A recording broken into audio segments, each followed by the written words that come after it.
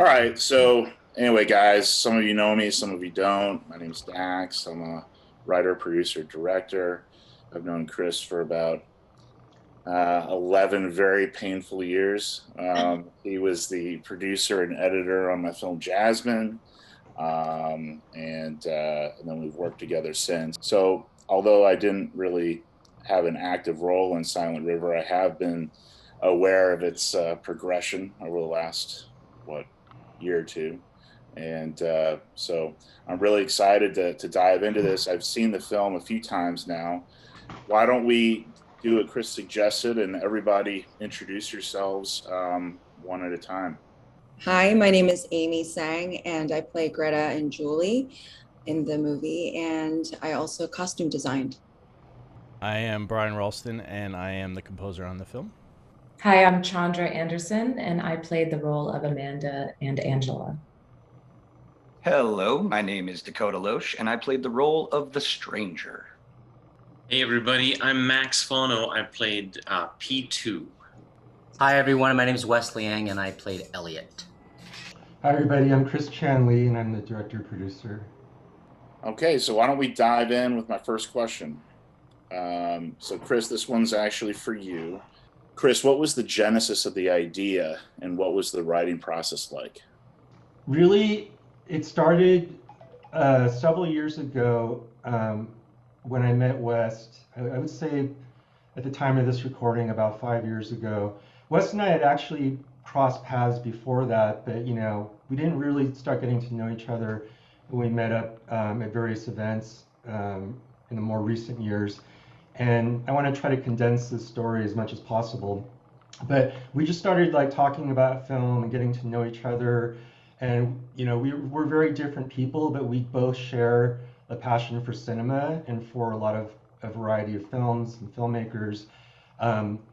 And we're both, we both were very hungry to make a next project where we were able to really, set the path for the project. We talked about various things and did a lot of, cocktail napkin ideas whenever we meet up. But we only met up, here and there every 3, 6, or 9 months. And then one day I came back with a script and that I had written with these various points of inspiration in mind, and West and I just really set out to go for it. West is also a producer on the project, and I kind of reverse engineered the script from the resources that we had available, which were very specific, but also setting those kind of boundaries really also freed me creatively in terms of knowing okay, this is what we have to work with. How do we utilize this? And I had worked with Max so many years ago on my second feature, which unfortunately we never got to shoot his character because something would always happen, we get rained out and other things that happen in production. But I always remember what an amazing actor he is, and I was fortunate to be able to get back in touch with him, and everyone here, we were lucky to just sort of pull together as part of a core group. And of course there's several other people that are not here today in this discussion, but it was really a group effort to get this done. It was really a work of passion. One of the things that I found really interesting and unique about this film is that during the first 30 minutes or so, when most films are typically establishing the essential exposition necessary to understand the film and the rules of the world, so to speak, you reveal very little. In fact, you seem to be throwing the audience curveballs, challenging them from the outset and letting them know that, this isn't going to be a passive experience. They're going to need to do some work. Was that conscious from the beginning? Yeah, exactly. The goal was to inspire the audience to engage with the film and to make them an active participant in experiencing the movie. And we certainly had specific goals. We were creating rules about this world and everything. Myself and all the actors during production talked about this a lot. West and I talked about it a lot,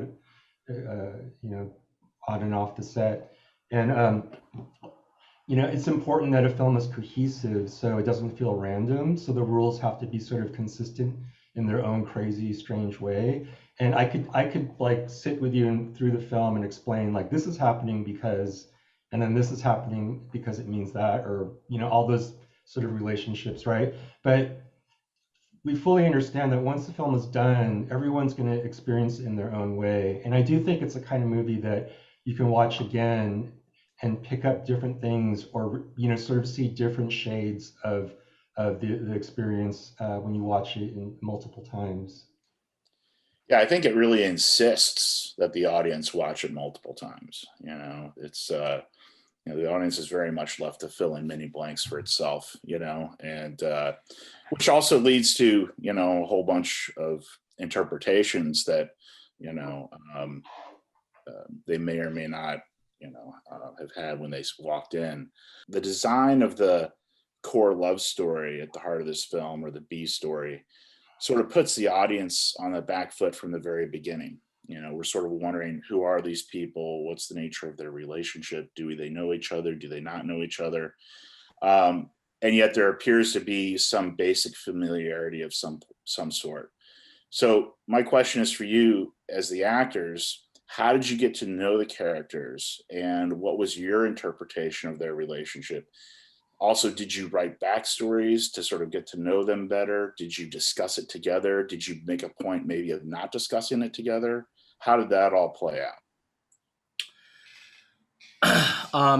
Well, yeah, just to address your first point about putting the audience in a place of catching up. That's something that's a device that's more popular in maybe cinema in the late 60s, early 70s, where audiences just were more patient, and that was something that Chris and I really wanted to explore, making the audience figure things out as we go along.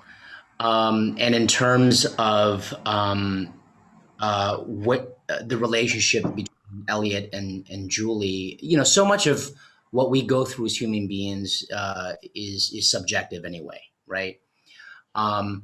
You and I can have dinner at the same place, but our experience might be different. And so in terms of who Elliot is, what his life has been, that's something that Chris and I talked about.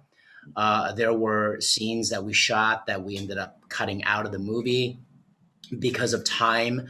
And so there are certainly influences already in the performance and in the movie that the audience will get a flavor of that you might not have access to, because the more expository scenes were kind of cut out. So yeah, we definitely Chris and I arrived at who Elliot is, what the relationship with Elliot and Julie has been.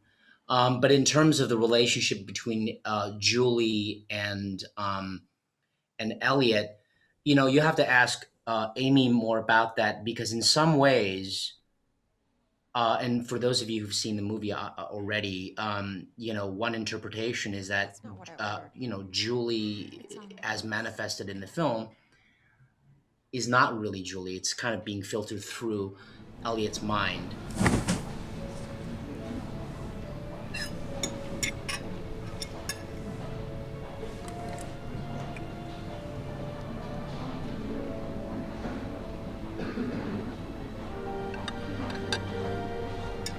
Well, when I read the script for the first time, I really was drawn to the role of Greta.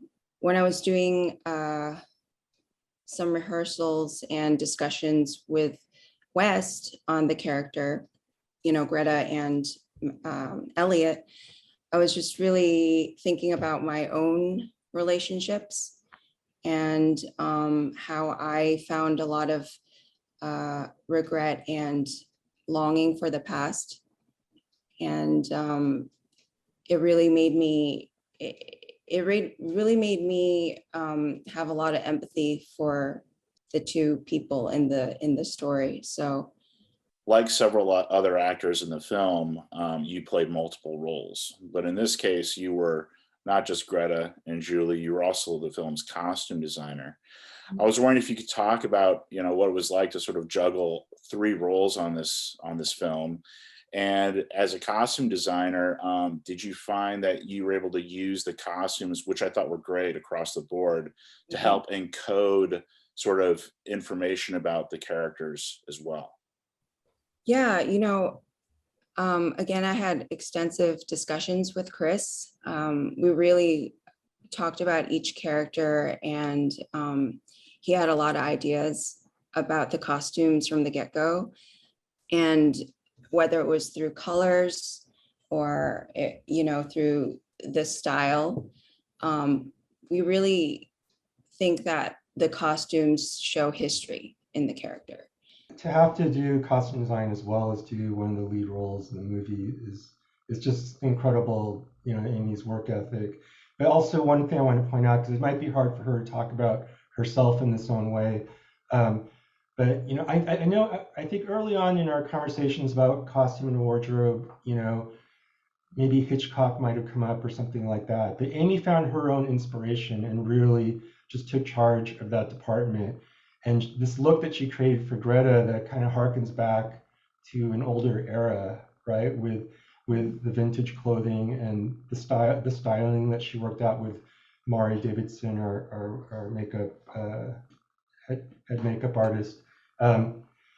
Like that was all her own, and it's perfect for the movie because it's kind of timeless, right?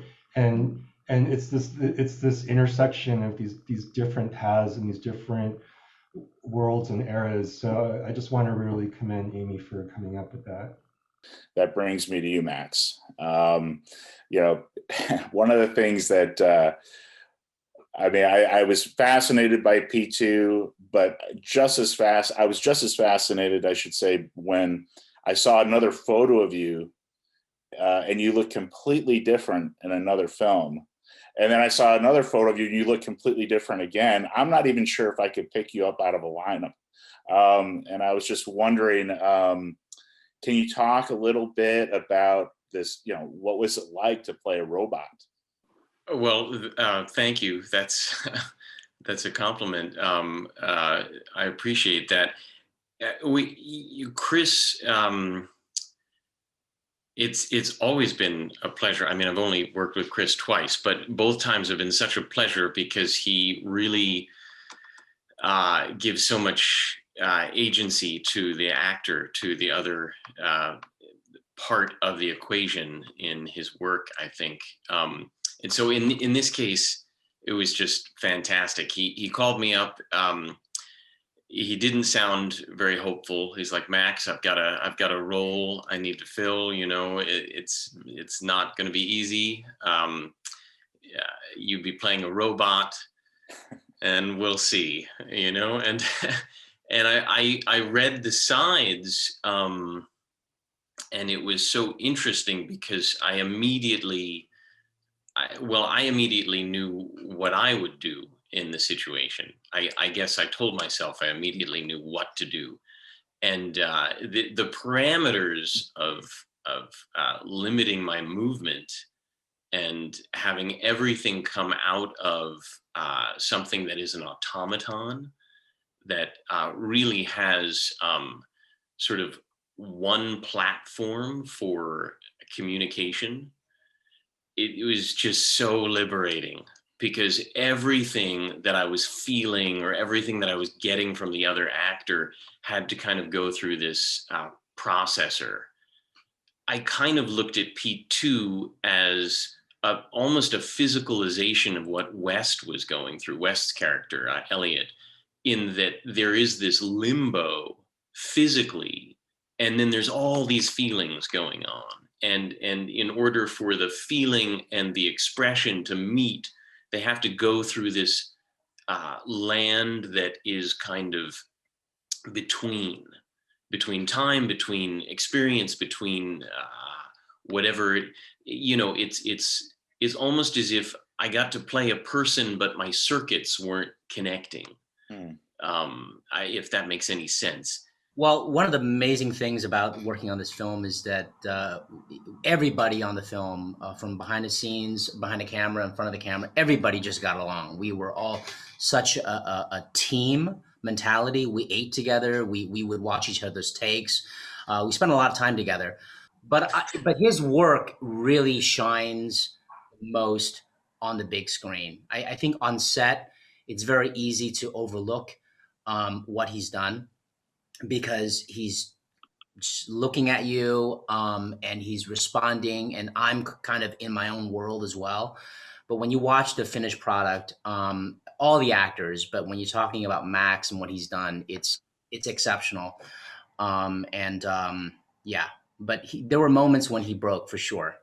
Yeah, and I just want to add something to that, like, and certainly that, not that Max's portrayal as P2 is emotionless. I know no one is saying that, but it's that he found a way with those sort of boundaries as to his character to play everything at a microscopic level, right? So it kind of makes you lean in to pay attention to what he is able to express and give you. And like Wes said, like, it was really a privilege that everybody across the board was totally engaged through the shooting of the film.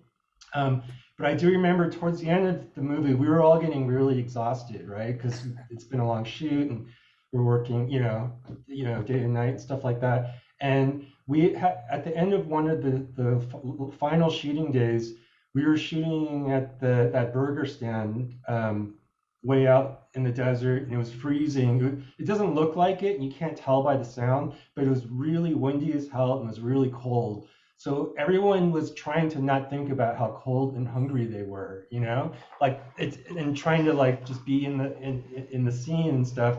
And so that was the one time where I thought, oh my, because Max, the way he was dealing with that physical stress, in retrospect, was he was giggling a lot and like kind of laughing. And then I thought, oh my God, we finally lost Max. He's gone. He went, right? He went. And I couldn't really hear things over the headset that well when we were doing the takes and all that stuff. But then when we got into the editing room, I watched what Max did, and there's this beautiful moment at the end of that scene. Elliot, do you know why you are here?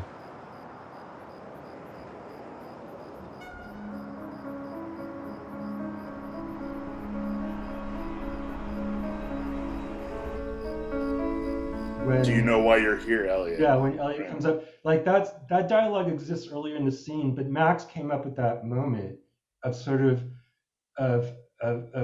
echoing that question, and you could see that question throughout his performance in the scene as well.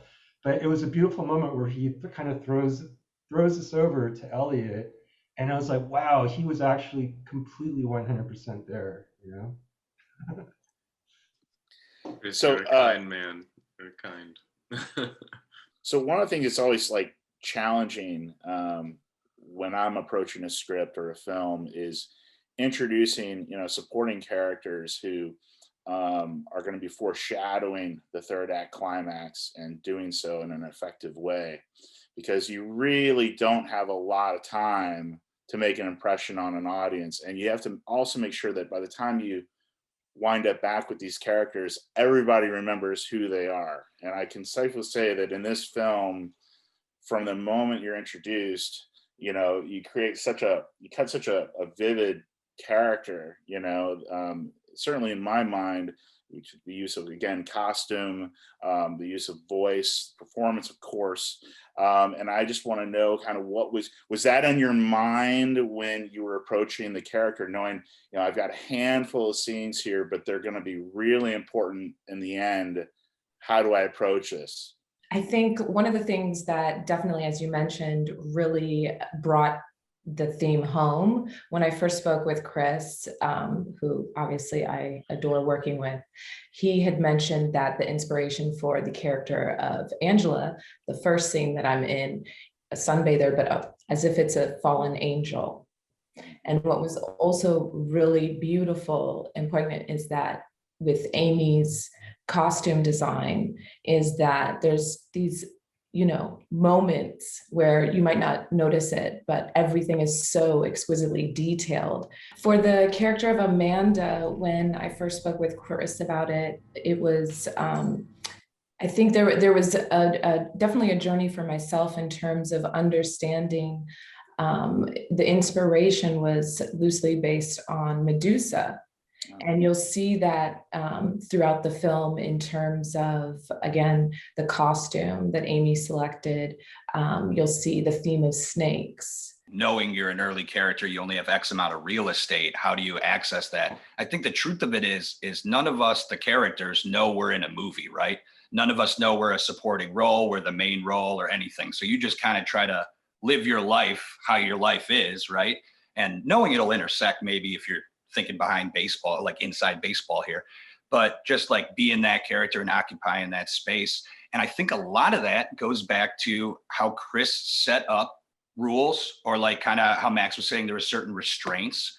And then it met with, you know, Amy's costume design, how that reflected the character. And then a lot of it was you were left to your own devices a bit to bring in your own influences. So with The Stranger, you know, thinking about snakes, the desert, good and evil, maybe these mythical characters.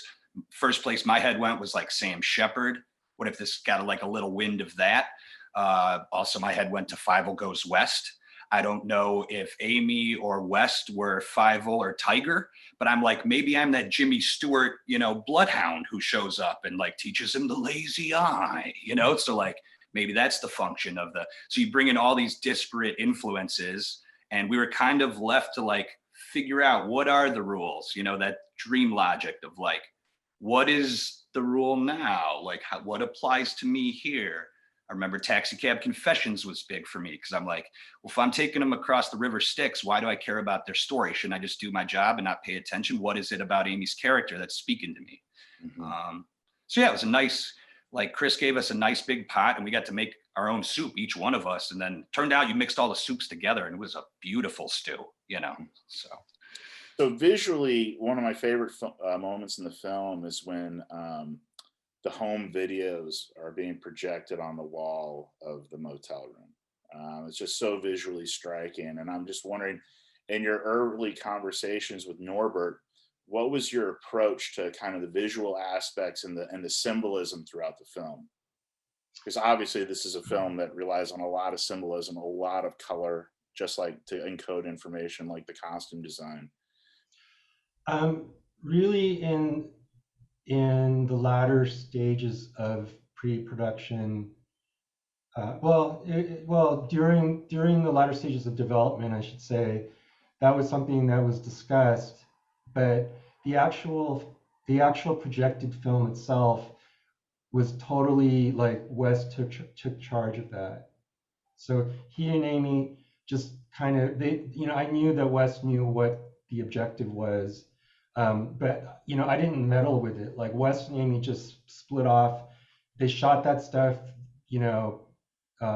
edited it together, could totally conceptualized it and everything. So as we got nearer to the shoot, Wes just said, "Okay, here it is. Here's the footage." So my taking the next step with that was really strategizing how to use the projector on set, and what the coverage was going to be like, and how Norbert and I discussed like how to implement it.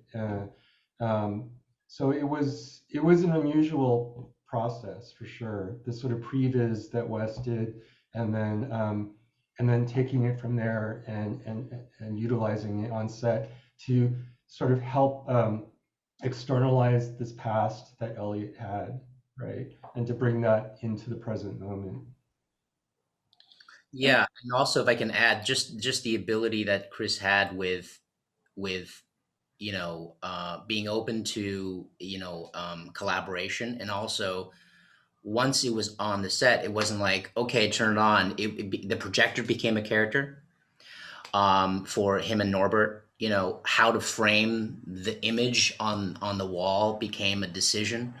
How to light the room, all that stuff, it was just really, really a kismet moment, because when I edited the image, I wasn't sure how it was going to end up, right? You just kind of like put it together. But through timing and through everything, there was a meshing of what was on, everything was just, it was like playing jazz, really. Everybody brought their own instrument, and Chris being the band leader kind of just went with it, you know?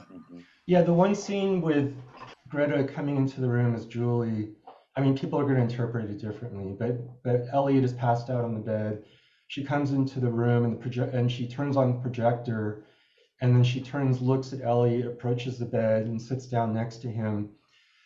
Some of the basic elements of that scene were very much planned and anticipated, but what was really special about that scene for us is we also improvised with the projector on the set. Like that's like a rare moment where the projector is doing some improvisation. You know, there's many cast crew members like off frame or below frame.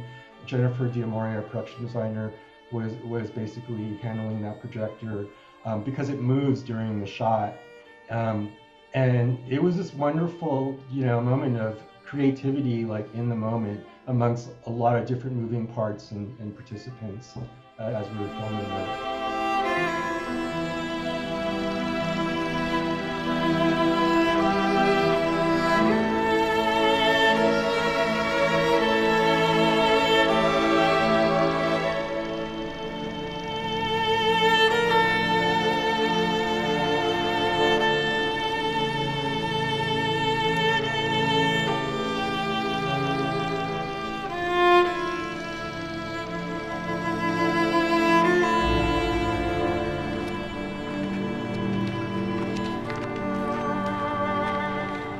I noticed that the score throughout is very elegant, but I also noticed that there were a lot of sounds that I don't feel like I've heard before in other scores.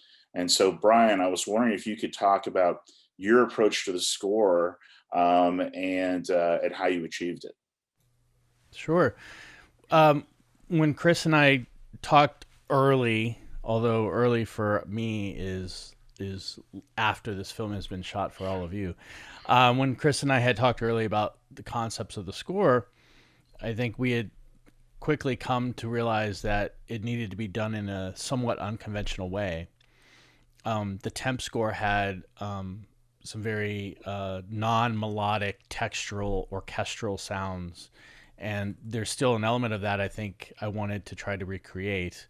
I heard Hitchcock mentioned earlier. There's definitely a Bernard Herrmann-esque aspect to some of these investigative qualities in the movie, but I've really felt with this otherworld, sci-fi-ish approach that Chris was building that we needed to score it with sounds that are not familiar and not just a common instrument. I mean, we do have some traditional orchestral instruments in here with the clarinet and viola soloists, and I got to play flugelhorn on it, but we decided early on that we wanted to create our own textures, and I didn't want to go to a synthesizer program and pull up some preset and play, you know, hold a note and let it evolve. I wanted to create our own thing that's unique to this. So there is a famous percussionist in Los Angeles, Emil Richards, who passed away many years ago, and he was one of the go-to musicians you would go to create some weird percussion stuff. He owned this immense library of percussion instruments. And when he passed, all of his percussion instruments went to a rental house for studios to use in movies. And so we actually went to a warehouse up in Valencia and rented Emil's Pianotron. And a Pianotron is basically take an upright piano, take it out of its case of an upright piano. You have the internal sounding board we call the harp of the piano with all the strings exposed. There's no keyboard to play it. And you pluck it, you strum it, you bow it, you do everything other than playing like a real piano. And the more years this sits around and gets untuned, out of tune, really weird sounding, the better, the more character it has.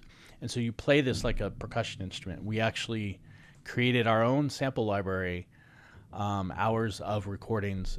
Wes was actually there that day, Wes and Chris and I, and just recorded lots of sounds off of that. And the bulk of sounds that we created in this movie started from those live recordings we did off of that Pianotron. So put that in the computer and you stretch them and you play them in reverse and you put them through plugins and everything else.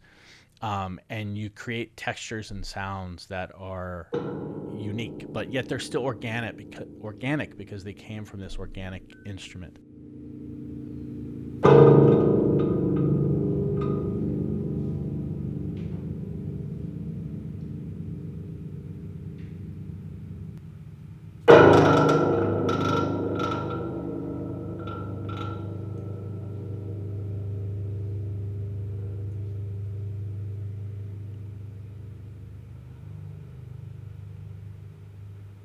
And then there's another thing here. I wanted to show this. This is a microphonic sound box. This is a wooden box. There's contact microphones inside, and all these things that vibrate in weird ways.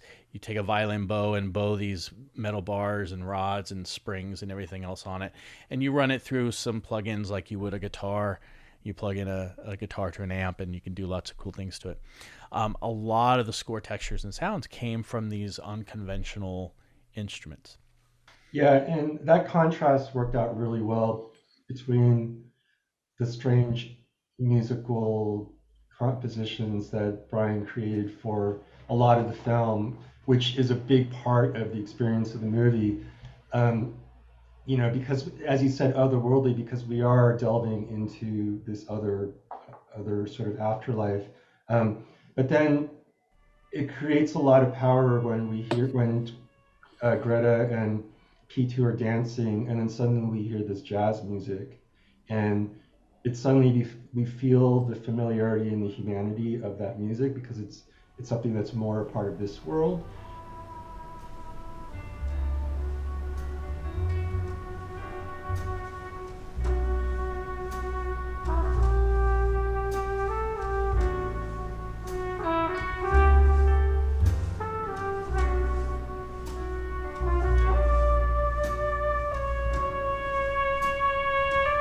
Watching the movie from perspective of an audience, you probably think that that's some jazz piece that was licensed in and just exists somewhere in ether, but it's not. It's actually created specifically for the movie, and the melody of that jazz piece played by me on this flugelhorn is actually the Chopin melody.